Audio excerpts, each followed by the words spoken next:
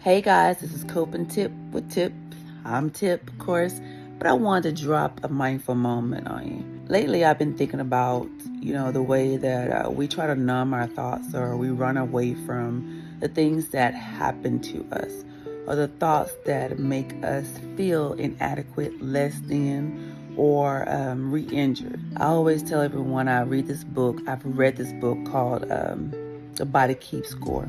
And it talks about like how our body responds to trauma. And if we think about it, each time we think of those things that made us feel less than, traumatized, or kind of have an advantage over how we move forward in our lives, every time they come to mind, we either numb them by doing something else, we get upset, or we reflect those feelings on others, or we just relive that trauma. It's going to take a minute to get over these things, but what I would like to share with you is one of the coping tools I use is to acknowledge, yes, that happened to me.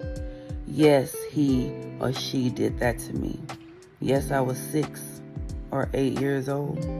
But guess what? If I'm able to square up and protect myself physically out here, I can square up to those thoughts and step to it. Say, look, yeah, it happened, but I'm not going to let you take my space.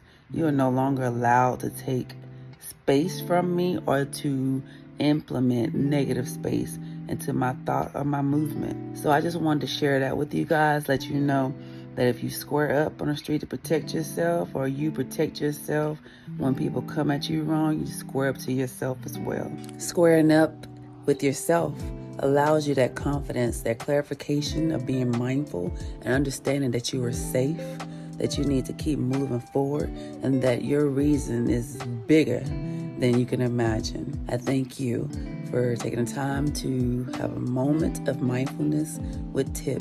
Again, it's Coping Tips with Tip, and I am Tip. Have a good day. Square up.